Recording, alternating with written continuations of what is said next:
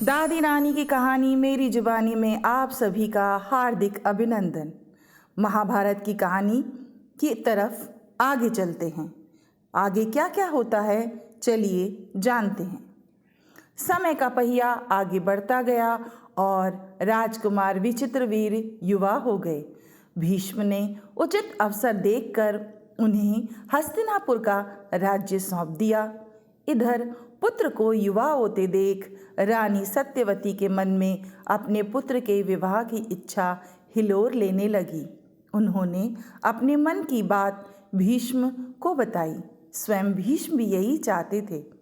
एक दिन अचानक महल में एक दूत आया और उसने काशी में स्वयंवर होने की बात बताई।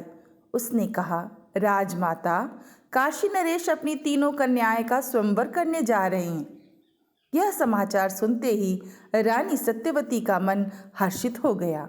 उन्होंने भीष्म से कहा कि वे विचित्रवीर के साथ काशी जाएं और स्वयंवर में हिस्सा लें। काशी के राज दरबार में पहुंचने पर उन्होंने देखा कि वहां तो राजकुमारों का जमघट लगा हुआ है। स्वयंवर में सम्मिलित अन्य राजाओं ने जब विचित्रवीर को भीष्म को वहां देखा तो वे सभी भीष्म का उपहास उड़ाने लगे।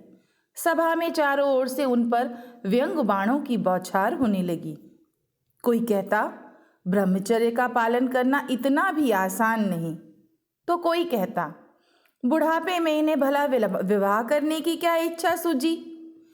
एक राजा ने तो यहाँ तक कह दिया कि जब विवाह करने की इतनी ही इच्छा थी तो प्रतिज्ञा का नाटक ही क्यों किया। भीष्म ने ये अपमान भरी बातें सुनी तो वह अत्यंत क्रोधित हो गए। उन्होंने वहां उपस्थित राजाओं को युद्ध की चुनौती दे दी। काशी नरेश की तीनों बेटियों को रथ में बिठाकर वह हस्तिनापुर की ओर चल दिए। किसी में भी राजा भीष्म को रोकने का साहस नहीं था। उन राजाओं में शौब देश का राजा शाल्व भी था। वह काशी नरेश की सबसे बड़ी पुत्री अम्बा से विवाह करना चाहता था। वह उससे प्रेम करता था। अम्बा भी उससे प्रेम करती थी और मन ही मन उसे अपना पति मान चुकी थी। जब राजा शाल्व ने भीष्म को तीनों राजकन्याओं को ले जाते देखा तो वह उनसे अकेले ही सामना करने के लिए आगे आया। इस पर भीष्म और राजा शाल्व में युद्ध छिड़ गया। पराक्रमी भीष्म ने राजा शाल्व को कुछ ही देर में हरा दिया। पराजित शाल्व अपनी सेना लेकर वहां से लौट गया। हस्तिनापुर में विचित्रवीर के विवाह की तैयारियां होने लगी। राजमहल खुशियों से सजने लगा। राजकुमारी अम्बा अब भी राजा शाल्व से प्रेम करती थी। विवाह मंडप में जाने से पहले वह अकेले में भीष्म से मिली। उसने भीष्म से कहा, हे गंगा पुत्र, मैं राजा शाल्व से प्रेम करती हूँ और मन ही मन उन्हें अपना पति मान चुकी हूँ। उनके सिवा मैं किसी और से विवाह नहीं कर सकती। उनके सिवा मैं किसी और के विषय में सोच भी नहीं सकती। अम्बा की बात सुनकर भीष्म को बहुत पछतावा हुआ। उन्होंने उसी क्षण उचित प्रबंध करके अम्बा को राजा शाल्व के पास भेज दिया। इधर विचित्रवीर का विवाह अंबिका और अंबालिका से संपन्न हुआ।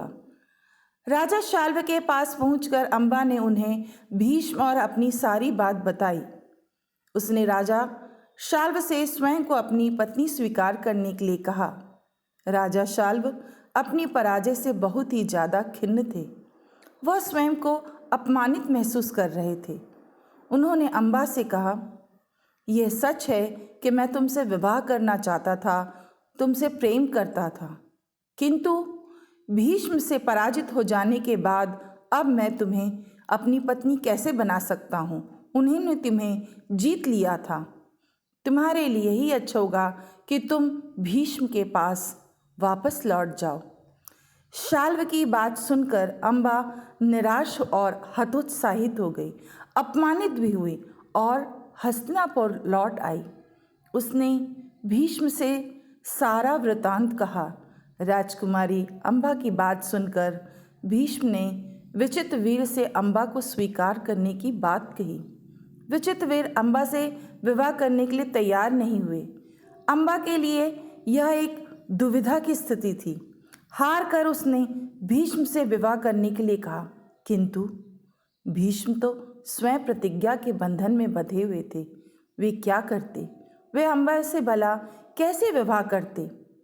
बेचारी अम्बा कहीं की न रही। उसका सारा क्रोध जो है वह भीष्म में टूट पड़ा। नारी अपमानित होती है तो इसी तरीके से कुछ न कुछ होता है। उसने भी भीष्म से बदला लेने के लिए सोचा और वह पराक्रमी परशुराम के पास पहुंच गई। अम्बा की बात सुनकर परशुराम उसकी सहायता करने के लिए भी तैयार हो गए। भीष्म और परशुराम में लंबे समय तक युद्ध होता रहा। दोनों ही एक से एक बढ़कर वीर और शस्त्र कला के ज्ञाता थे। अंततः परशुराम ने युद्ध समाप्त करना ही उचित समझा। उन्होंने अम्बा से कहा, राजकुमारी अम्बा, इस युद्ध में हार जीत का निर्णय होना असंभव है। अब मैं तुम्हें जैसा उचित लगे वैसा करने के लिए कहता हूँ। परशुराम की बात सुनकर अम्बा और भी ज़्यादा निराश हो गई। उसने आग में जलकर अपने प्राण त्याग दिए और राजा द्रुपद के यहाँ उसका पुनर्जन्म हुआ।